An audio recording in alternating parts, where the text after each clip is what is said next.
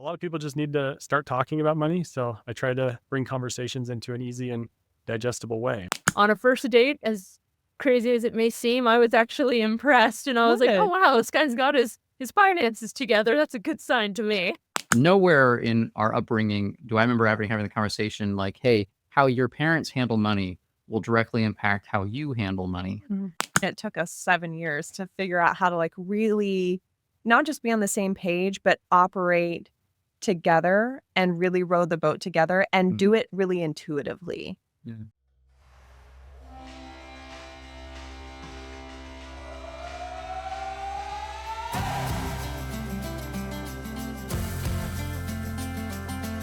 Welcome to CoastFI Couple Podcast, where love meets financial independence. I'm Matt. And I'm Yana. Join us every other week as we dive into the world of CoastFI and share smart money tips for couples. We're going to be talking all about how to strengthen your bond and your relationship and bring you closer to financial independence. One episode at a time. All right, everyone, welcome back to CoastFI Couple. Today we have Skyler and Rebecca from Money Talk.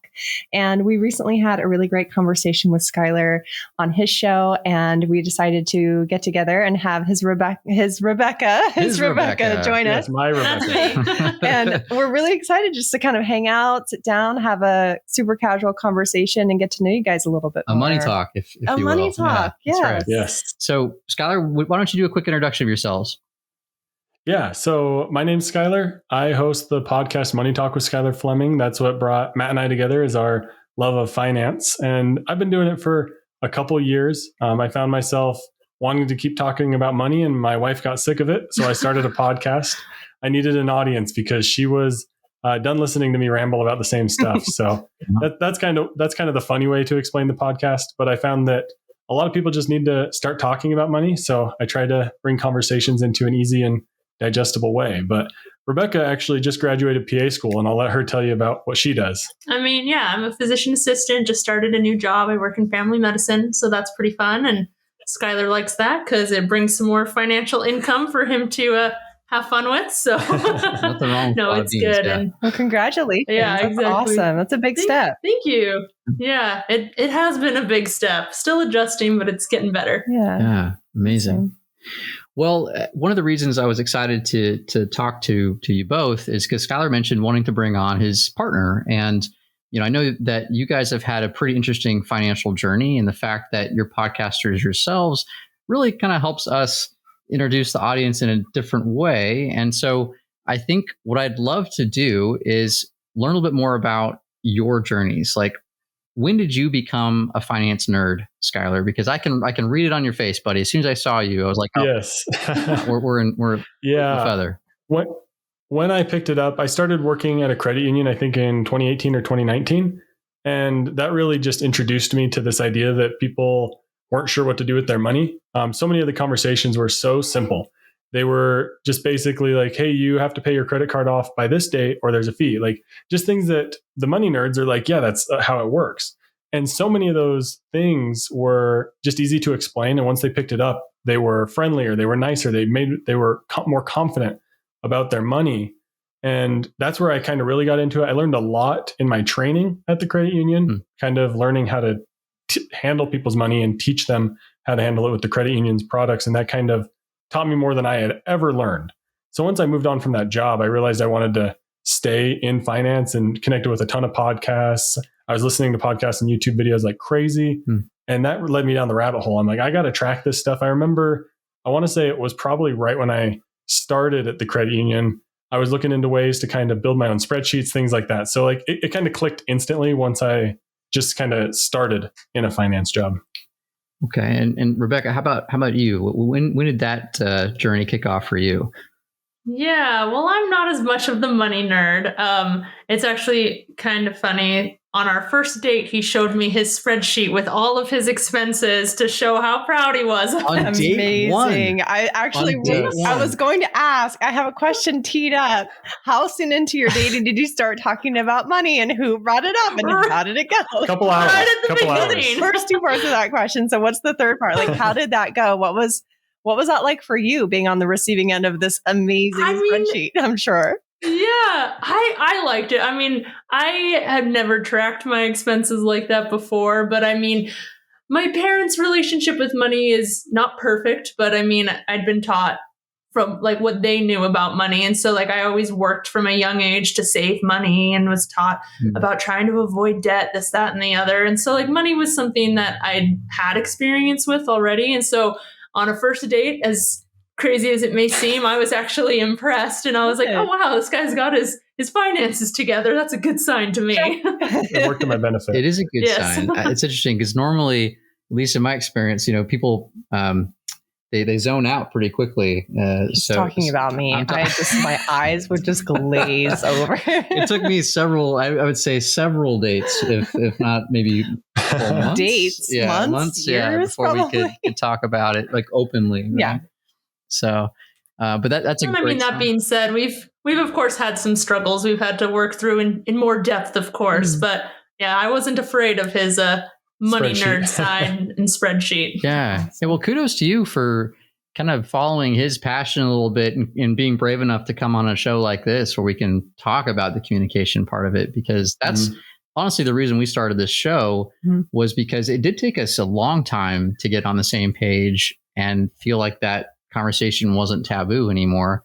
And the more that we kind of look for other couples out there that are experiencing similar things, like everyone's got a different story. And I think you said it yourself, like personal finance is personal and we all have a story to tell here. And so it's interesting to learn kind of the dynamics between, or I guess behind the curtain of a couple's relationship, especially when it comes to money. Yeah. I think having more conversations with people just provides more examples and more role models for listeners and audiences. And even myself, I'm still learning. So it's really helpful to get an idea of what other people have done and how they communicate around money. I find it really fascinating. Yeah.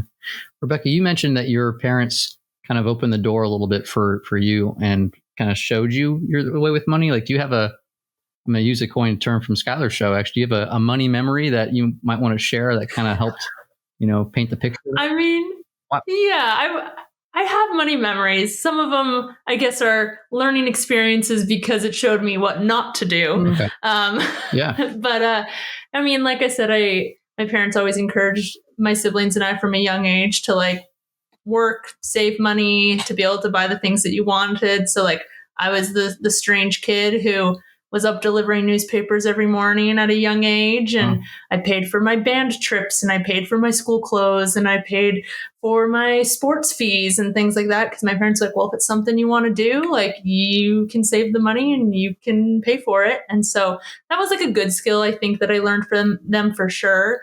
On the opposite end, though, their communication about money wasn't always the greatest. And I think that's kind of bled over into our communication about money as well. And we've had to kind of overcome some of those obstacles because of what I had observed in my parents. I mean, mainly my dad was very much a Dave Ramsey, get out and stay out of debt guy. Sure. At all costs. Like, at all costs, no matter what. And so they would like have their mortgage payment. My dad's like, okay, extra money. Nope. Going straight to the mortgage. We're getting this paid off as fast as possible. And my mom didn't always like that because she wanted to have more fun with the money at times. And so I watched a lot of disagreement and debate about how the money should be used, to a point that my mom would sometimes hide stashes of cash in the house that my dad didn't know existed so that she could use it to buy things that she wanted without him necessarily knowing, because he would be like, well, no, it should go towards paying off the debt. And I remember one time my dad found the cash stash and then they argued about it and he left and didn't come back that night. And I was like, this is the end of my parents' marriage. But I mean, they worked it out. They're still together. It's all great. But that definitely had bled over a little bit into our initial conversations about money, because I watched my parents kind of have poor communication about their goals and how to work through some of that. And I mean, they still struggle with it today, but I think they're improving. So, I mean, 20-something years it's taken for them to work through some of that still. Yeah, and I can only imagine how having that kind of example impacts you in the way that your parents prioritize their finances differently. Like, obviously they were making choices together, but it sounds like maybe their priorities were not always 100% aligned. And maybe they really struggled with having that kind of communication that was healthy around that. And so I could see how that really does become the foundation of how you approach money with your partner in the future. Yeah. Yeah.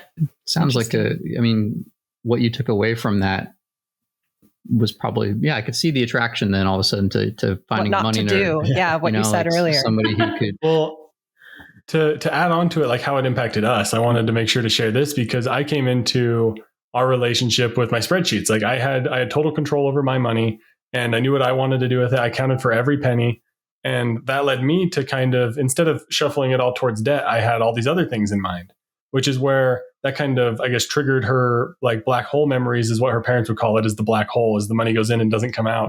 And she was worried that was going to start happening to her. So that was our realization. Thankfully, it was very early in our marriage that I was like, hey, this is happening because of what you like experienced with your parents and how they handled money. And we were able to identify that and put things in place to help her work through that and help me maybe take a step back from being so eager and fast to control our money. And kind of, we honestly probably took a couple months where we were doing our money not entirely together. We're at that point now where all our direct deposits are going to one place. But at the beginning, she still had her separate account. We were doing all the money together. We were talking about it together. We were putting all our numbers together, but she still needed the direct deposit to go to her separate account.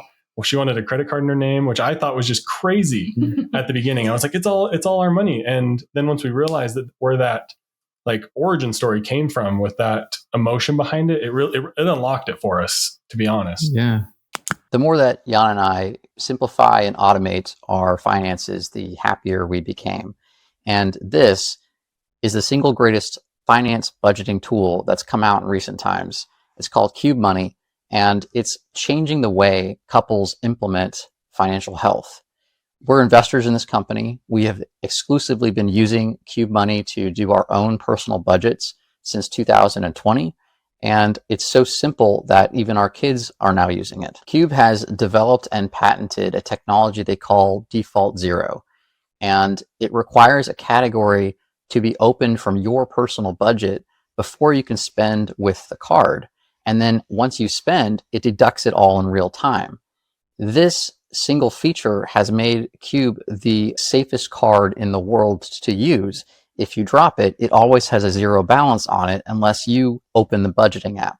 It's been extremely handy for us, and it saved us actually several instances of fraud, and we're never going to go back. Cube is perfect for families too, because they've got shared spending categories that allow you to spend in real time from them, and everyone else in the family can see the updated balance. It's essentially making it 100% foolproof to always stick to our budget. And that has actually been the case. We have not overspent from our budget since we started Cube, and it's amazing. This is the tool that helped us get a handle on our family spending and made our journey to CoastFI so much easier. So if you're ready to take your budget to the next level where you truly can automate it, you truly set it and forget it, then you're in luck because Cube Money is offering an exclusive deal just for our listeners. Go to cubemoney.com. That's QUBE money.com. And at checkout, use the code COAST. You can try the premium or the family membership for free. And again, we highly recommend it. It's a personal endorsement. We know that if you use the program, it'll work for you. Enjoy. Wow, what a story! Because I can see the connection, and it's we've got similar stories. Yeah, a little bit. We definitely have different upbringings around money for sure. And I think that there's all of this baggage that you kind of bring into a marriage, whether or not it seems very obvious or not. And money really touches all aspects of your relationship. And so I think it's a really healthy exercise to sort of, what did you call it? Money origin, figure out what your money origins are. I like story, that. Yeah, I really like that phrase. I might nick that one from you. And what about you, Skyler? I know that, we sort of had our 2-on-1 conversation where you kind of got to interview us on your show a little bit, but I'd love to hear more about your money origin story and kind of what led you to be the sort of super saver. Did you have any before you were doing your work at the bank? Yeah, that's a good point. Yeah, what led me to want to save money was, I think, the lack of security that I saw my parents have. Yeah. Like my parents always seemed like they were borrowing money from my grandparents. Like they were never financially self-reliant. for the most part. And one of the main stories that I tell as an early money memory for me is having to go inside to the gas station with just a $20 bill. I never really saw my parents fill the gas tank. So I, from a very young age, always wanted to make sure I had enough money to fill the gas tank. And that kind of led me to probably save more than I should. I'm sure I could have spent more money, but it instilled in me that I need to make sure I have a baseline amount. Like I need to make sure those needs are always covered. And that's the basics of an emergency fund. Yeah. But for me, it was just a gas fund, I guess, so to speak. I always wanted to make sure that no matter what I needed, there was at least a full tank of gas, because that was something I observed was maybe a struggle for my parents. And then it bled over into other things and so on, spreadsheets and whatnot. Yeah. Yeah. We don't often link up the parental experiences we have with money, because I know that we talk about the impacts that we have from our parents. Like a lot of us end up being similar to our parents, as good or bad, right? Like we try and take the traits that we find are valuable, and we try and work on the ones that we feel like are amiss.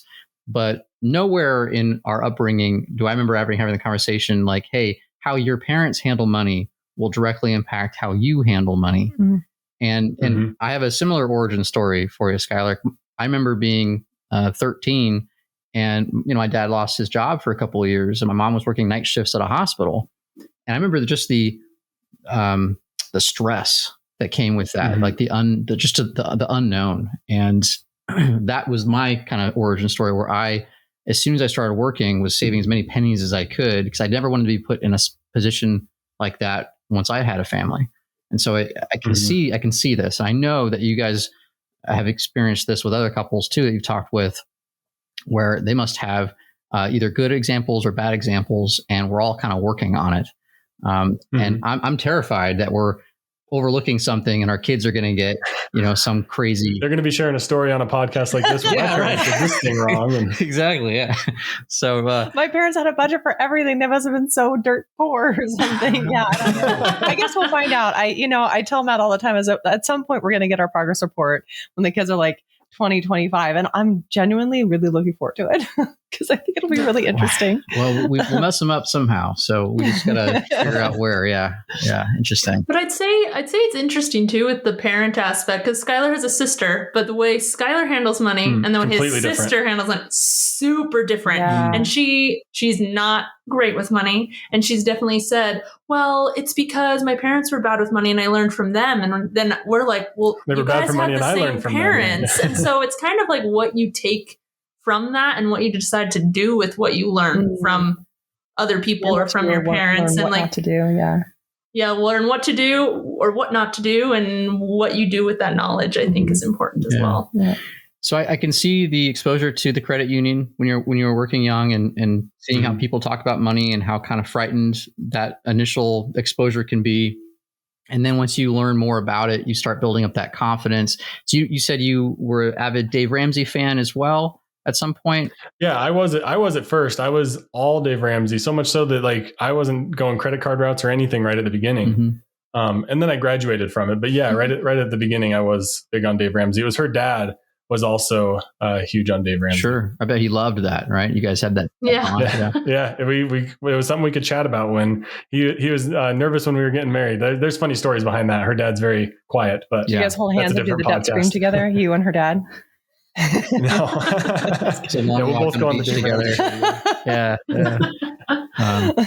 Excellent. So for those maybe that don't know yet who Dave Ramsey is, just kind of a quick caveat for the audience, right? He's a big money coach himself, who's, I think, coached maybe at least tens of thousands, if not hundreds of thousands of people to climb out of debt and to start building a financial foundation, which is what you guys have done too. I was a big Dave Ramsey fan myself for years as well. We did Dave Ramsey's Financial Peace University during our engagement. So it was a good foundational place to start for us when we were just getting. Yeah.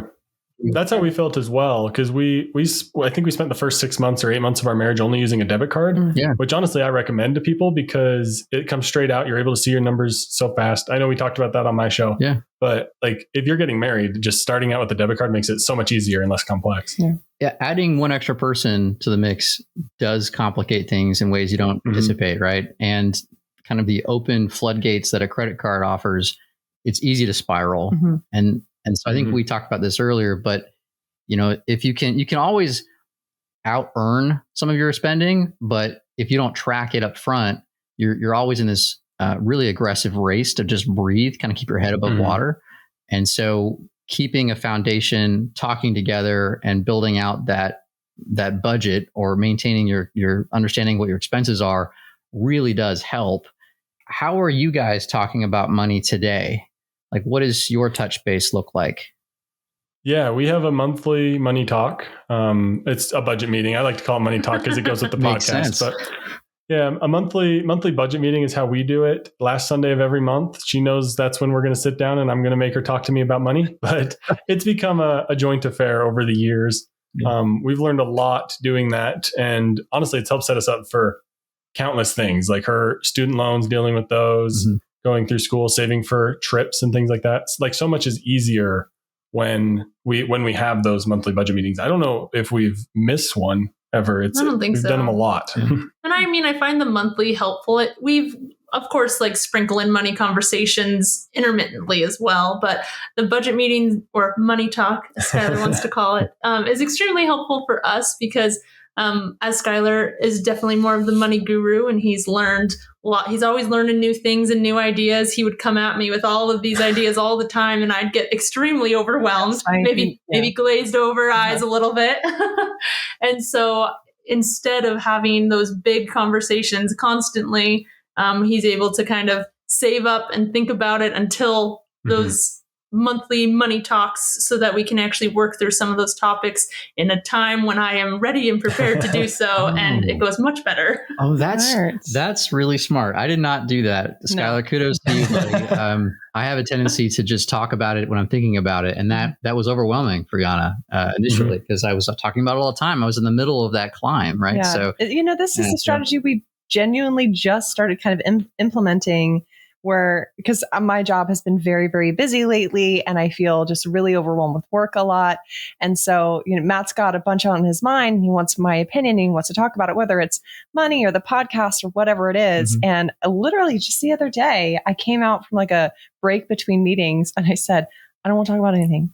I don't want to talk about podcasts. I don't want to talk about money. I don't want to talk about anything. I want to talk about this TikTok video, and I want to talk about our cat. That's all I want to talk about. So I think early on, it would have been really helpful if I had said, or if we had decided, time to do it. This is the time that we're going to talk about this thing, and present to me your data, and we can talk about it. I have PowerPoints and everything. That's what these things contain. I would put slideshows together to show my ideas. Wow. Yeah. Have you ever posted one of your slide decks? I'm curious if there's a resume. No, maybe I should do like a blog post around one of those, like how to present your wife with saving in an IRA or something like that. Or the evolution of the Excel spreadsheet. Yeah. That might be a fun one, because I look back on our old Excel spreadsheets that we used to do all of our budgeting on versus like what we're doing now, which is not even in Excel. But I think it would be really interesting to see how basic it started and how it just really evolved over time. Yeah. Yeah. The longer we're together, the more things we want to do and try and build together. Right. So yeah, interesting. So how long have you guys been married? Just over 4 years. 4 years. Okay. Excellent.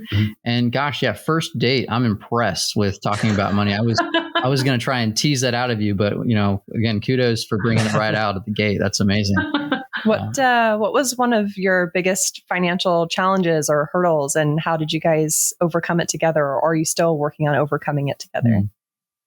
Yeah, I would say there's kind of two that I think we could talk about here. One, I'll start with kind of the emotional versus math side of things. And you can probably guess I'm the math guy, and I'm the emotional one. You got to have one of each. And I think that. Yes, exactly. I want to optimize all the math, and I want to put it out in my spreadsheet. Here's the formula, here's the calculation, and let's do what this plan says. And Rebecca helps me bring some of the reality back into it. And that's mainly around her student loans. That's where we saw it come up in the biggest way, is that she went to PA school. It's not cheap. At first, I was like, we're not getting any student loans, which was crazy of me. It was unrealistic.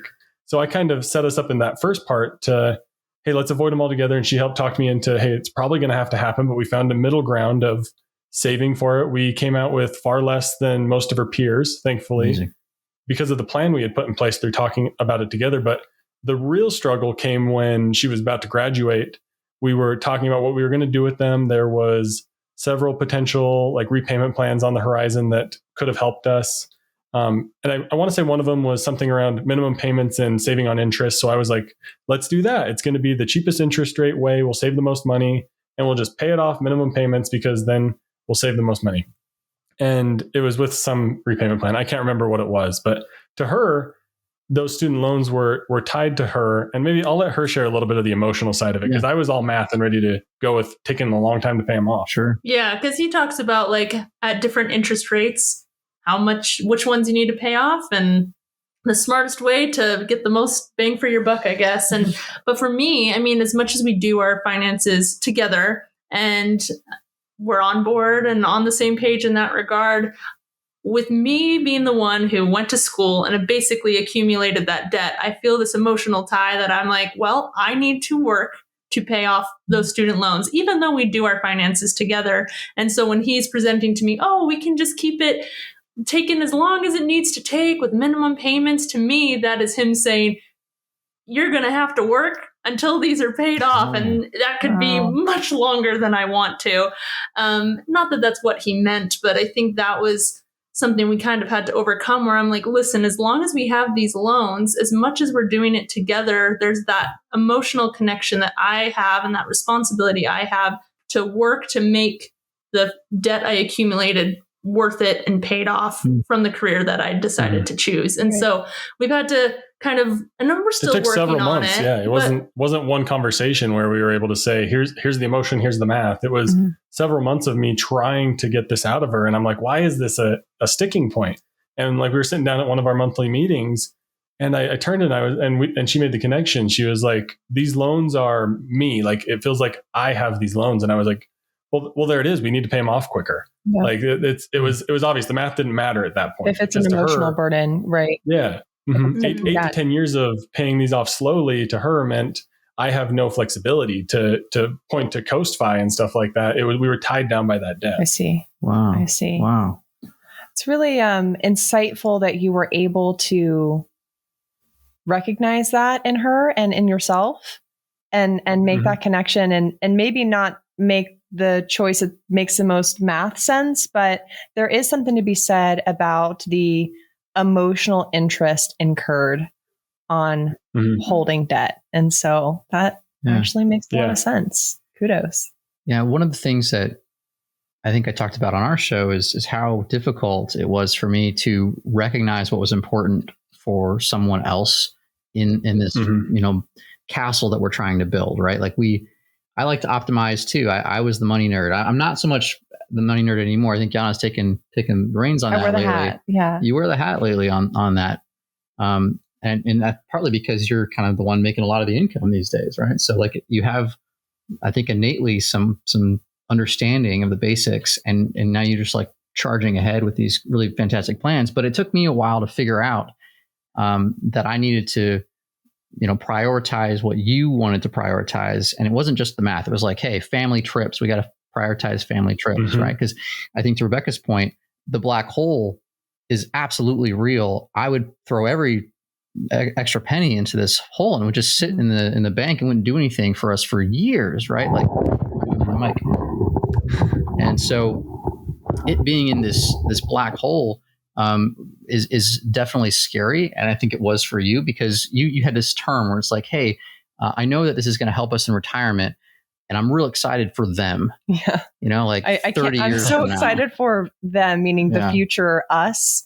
We're going to be different people. So it just felt like I felt really disconnected from our long-term savings goals for such a long time. And I knew it was important and I knew we were going to do it, but I didn't feel like it was giving me any kind of reward. I need to be rewarded in a shorter, maybe I have a shorter attention span. No. I think you can be patted on the head. Not at all. I really think, and I think this is what you're getting at too, is you need to be able to put in the budget wins, like things like rewards that you can get for coming together and doing this together, right? Is there something that you guys have like a line item for that you're kind of excited about, like every quarter or something? Yeah, a couple things. Like we have our vacation fund. Yeah. It paid for Hawaii a couple months ago, and we saved up for years for that. Amazing. Yeah, we went to Hawaii like 2 weeks after she graduated from PA school. Awesome. And she had mentioned, awesome. she had mentioned like when she started, she's like, I want to go to Hawaii. And I said, I'll take you when you graduate. And that kind of, And I was like, done. Yeah. Can't back out now. and we saved for that for years. And we went into it spending guilt free because we had saved for a while. But line items like that are those couple year things for us. And we also have we have a Skyler fund and a Rebecca fund that we don't have to ask each other to spend. We'll talk about how much we want to put in there each month together. And then if I want to go I usually buy things that are several $100s all at we once. spend it differently. His saves, and then he buys a big item. I'm definitely a monthly Just draining spender draining Yeah. it, but that's okay Get myself a little because that treat. money is, it's designated for those purposes. And That so helps we a know lot. we can use it, for whatever we want because it's not allocated to any other budget category. Smart. I think that is the way to build a lasting strategy, right? It's 'Cause- recognizing the very human experience that we have and the behaviors that we are going to operate as, and really putting them into the budget in a way that is going to work long term for your relationship. Yeah. So it's clever. It also makes life just a little bit more fun than just sitting on all the money that you're accumulating. What do not you doing call it? anything with Scrooge McDucking? Scrooge McDucking. Yeah. Yep. It must have been interesting for all of your friends at PA school just to have you go to Hawaii after graduation. I'm sure a lot of them were stressing out because they didn't have a slush fund for travel necessarily. Yeah, they weren't as lucky as we were. Yeah. Or they just accumulated more debt to do their trips, but ours was debt free. So It must have felt really, really good. Congratulations. it was Yeah, awesome. It was amazing. First time I hadn't studied in years. It was awesome. Yeah. Wow. How long were you in school for? So it's a 27-month program. Okay. But it's like 8 to 5 classes for Monday through Friday for over a year. And then you're doing rotations. Working. So basically working for free. And every month you switch locations. So you're starting a new job every month for a year, which Was is draining. draining. Wow. Plus then you have tests in between all of that. So it's a lot, but But you're done. now I get paid to do You did it. it. I know. Yeah. Yeah, you did it. So what's on the horizon for you guys now in the next couple of years? I know What's next? I know that you're on the fire path as well, Skyler, right? Where do you guys stand on that journey? If you're willing to talk. Yeah, we are definitely in the beginning stages because we came through PA school knowing that was going to be a time where that's where the money was going. Sure.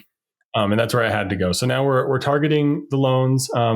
We just paid off our highest interest rate one, so that was great. We're making good progress on those numbers. And I think for us, really, that's kind of the balance we're trying to find is which goal do we prioritize? Because there's going after fire, there's saving for a house if we want one. Kids are expensive when those come. Things like that are really kind of the bulk of our conversations.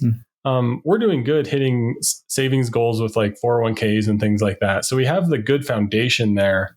But I think that's what we're turning to other people, listening to other podcasts and things like that to say, how do you kind of cross that threshold to start moving towards those longer term goals? Because we've been kind of caught in this, I guess, student loan college savings mode for so long. We're trying to push past that. Yeah. Well, and I'd say we're at an interesting point too, because people have heard of DINKs or we, I guess, are DINKWADS, dual income, no kids with a dog, because we just got a puppy. I've not heard of DINKWAD. I'm going to definitely mention that. We are DINKWADS. And so it is an interesting point because there's so many different directions our life could go as we're just establishing like, okay, I just started this new big job and Skyler's got his job and we just moved to a new place and trying to figure out, where we're going next and what we want to do. And it's a unique situation because we have all this income, we have short-term goals and long-term goals. And I think right now we're kind of trying to figure out which goals to prioritize. And that is something we're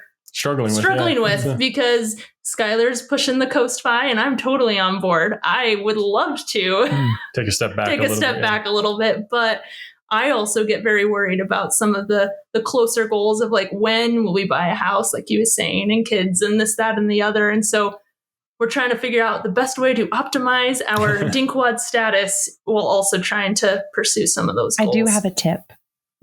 Yes. Great. That's what we were hoping. Please. It's simple. Get a whiteboard.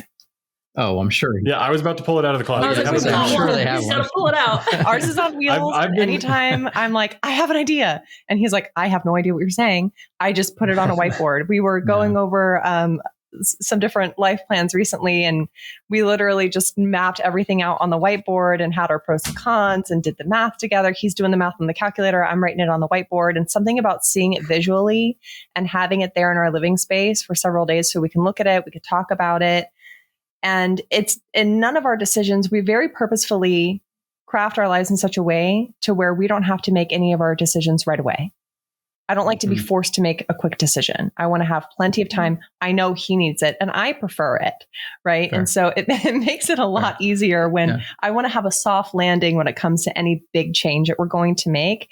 It sounds like you just finished school. So give yourself that time, that grace to just sort of take a few months to figure it out. I think that's perfectly normal and healthy. You've just gone through the gauntlet of school and you might not really, the experience that you have right now under your belt, you're probably still reeling from that quite a bit from school. So give yourself a little bit of time. You might feel completely different in 3 months from now, and that's okay. It's not a race, it's a marathon. Isn't that the thing that people say? That's exactly what they say. Yeah. And it sounds like, I mean, you guys are money nerds too. So you know about, maxing out the accounts as much as you can and just now what to do with that excess. And it's just a time situation now. So yeah, I mean, we did the same thing. We both were in school and trying to, pay off those loans, and then finally had this freedom of time in the evenings with big shovel jobs was like glorious. There was this point where like we finally made it, but then we burned out. Then it all comes crumbling down. And it just kind of was like, oh gosh, I can't wait to end till to the next phase. Well, we were working towards fire during those years, and so we were we had higher paying jobs, but we were just putting everything into the black hole, not really balancing it out. We weren't, we didn't have that balance. We weren't allowing ourselves to have really any lifestyle creep. And if we did have any lifestyle creep, man, did I hear about it from this one? So it was really, we had to find that balance over time. And we did. And it took us 7 years to figure out how to like really not just be on the same page, but operate together and really row the boat together and do it really intuitively. And that's okay. Well, what I really love about your journey in particular is because you're constantly producing content yourselves and sharing what you've learned along the way. Like I've read your blog posts, Skyler. They're awesome. Like you're trying to teach people, and you're a money coach yourself. So you have this knowledge and this willing to share it that is so desperately needed. And so, bravo for you guys for, coming on the show and also like producing the content that's just so valuable right now. Yeah. What is the next, short trip that you guys have got planned? What's something what's the next thing that you're going to reward yourselves with or celebrate with? Yeah. We're planning to go to New York in September, hopefully. So great. We've been saving for that. Yeah. And we love to camp. Like I think finding those like slightly bigger hobbies that are maybe take a couple days instead of those big trips, I think are the wins for us. Yeah. Like we try to honestly probably go on 2 or 3 of those a year where we're either going to visit my mom in Vegas, but making sure to do a couple fun things around that trip, or we're going to go to the mountain range a couple hours away, go camping for a long weekend or something like that. I think those for us are the things that we look forward to most because it's a chance for us to get away. We leave the stress behind. Honestly, we just go and enjoy the mountains. We like to be outdoors a lot. So I guess if you don't like to be outdoors, find that kind of little bit extra of a hobby that's not quite the big giant spending things, but something that you can put some effort into, like maybe a couple $100 into that you can reward yourself with every couple months. That's, I think, how we like to try to balance it. That's a great tip. Yeah. I think a lot of the FI community are big campers. Yes. Right? Big hikers. We went on a camping trip with some FI friends, and it was so much fun watching everyone bring out their cool camping tools and their gear. We're competing with like how frugal these. Yeah, it was really funny. How everyone had their system for cooking, and everything was so unique. And I learned. So I've been camping my whole life. I love to camp, but I mean, these people really know what they're doing. It was impressive. So it was impressive. It's fun. So we're kind of rookies still in the camping. Yeah, we way overpack. Our whole car is full of stuff. I love overpack. It's one of my favorite things. I just imagine what 10 years of this journey with you guys is going to look like, though. You'll be such camping pros come another decade under your belts, right? Yeah, the van life is a thought we've had. Yeah, so there's potential there. Definitely. While you're still DINKWADS. DINKWADS. That's van life is the way to go. Consider it. Yeah. Our dog can tour the country with us. She'd love it. That's great. Well, I think one more question I was going to ask is, what is one maybe actionable tip that you've learned on your journey that you would want to share with an audience out there that's just getting started? Yeah, I think I'll go first, give Rebecca a chance to think. Yeah. Okay. I do this a little more often than her. I would say it sounds businessy. That's always how I present this one, but an agenda is super helpful for our money meetings. Like, that's where I write it down. She's like, if I bring up a topic to her that's maybe going to be a little bit too much of a sudden conversation, she'll say, put it on our budget meeting agenda. Then she knows it's coming up. So it's going back to that same tip of have a regular money meeting, but have some place where you're writing things down. We write out our financial plan, which I know, like if you meet with a financial planner, they're going to write down your financial plan. But even just having your ideas, your goals, those couple little things written down on a piece of paper commits you to them, because we found that I was bombarding her with anxiety and ideas. And especially when crypto a couple of years ago was really going, I was like, we need to do this with it. And I was every couple nights, it was a new idea. And she's like, didn't you just say this idea? Wouldn't that counter this one? And that's where we're like, we got to write this down. So we update that quarterly to stay on a cycle, but I cannot change things on there except quarterly. Like those are like, we have a little bit of a bigger meeting where those are like the investing ideas. Those are what's our asset allocation, things like that. Nice. Kind of those bigger long-term things that if you touch too much, it's going to come crumbling down because you don't want to mess with that sort of stuff. Where I was bombarding her with ideas, she made me write it down, and I cannot change it except at those regular intervals where I can come and bring ideas to her. So writing things down is the biggest tip for us, because it gets it out of here and somewhere where we can talk about it later. I love that tip. That is really smart. Yes. That's why we started writing on our whiteboard too. I can see that, because I also have an ability to change my mind all the time and have buyer's regret and kind of like go back and create a spiral. So I love that you've kind of created this way of communicating that's going to work for you. Rebecca, I bet you love having that he can't change his mind for a full quarter. It is nice. It's like, sorry, not a quarterly meeting. Come back to me later. That happens probably every other time. So Love it. Well, how about you on your side, being kind of the free spirit? What is one tip that you might help another couple with? I mean, I think it would just be making sure that you're open. It can be hard to have these conversations because it does require some vulnerability, but having opportunities and creating opportunities to just be open and be vulnerable, because I think that's how we've been able to come to understand where each other are coming from, because I've shed many tears, Skyler less so, but that's okay. Tears are okay. Yeah. And that's okay. We can have those hard conversations, but because we've had those hard conversations and we've been vulnerable and we've been open, our communication has improved drastically. And instead of like shutting down when things get hard, we've been able to work through those. And I think going back to my parents, I think that's why it's taken them as long as it has to get to where they are, is because when those hard money conversations would come up, they would shut down, go opposite directions, and not necessarily readdress it or try to understand each other. And I think they're finally getting to that point, but luckily we've been able to get to that point sooner because we have been open and worked through those hard times and circled back when emotions have been like calmed and settled, and we've been able to look at things. So just being open, being vulnerable, and knowing it's okay to have hard conversations because you can work through them. So yes, exactly. That's exactly right. Wow. I want to do the poetry snap.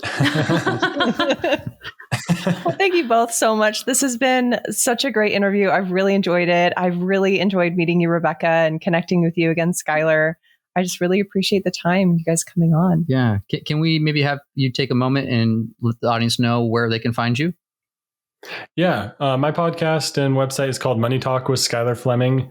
We keep it simple. I like to keep it to the basics to help people learn what they didn't know about in school or didn't get taught about in school, and help them start those conversations. I love to offer on each episode money talking points. And those are questions that people can take directly with their friends and start a money talk. Because that's really the way we get better with money, is by having conversations like this. Because there's ideas that Rebecca and I got from this interview. I'm sure you guys got ideas from us, and none of that's possible if we don't talk about money. So everything online is just Money Talk with Skyler Fleming, and that's where you can find me.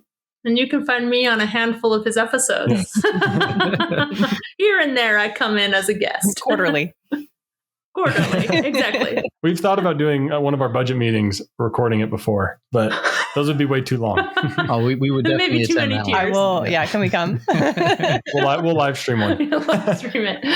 Beautiful. Awesome. Beautiful. Well, thank you guys both so much. I really appreciate the Yeah. time tonight. It was great to talk with you both. It's great to see how well you communicate. And obviously, this is a tough journey. And I think all couples have to go through this at some point to be able to make it out healthy on the other side. And you guys are doing a wonderful job. And thank you for sharing it with the audience. So, Yeah, thank you. Thanks. It's good to meet you guys. This was fun. yeah.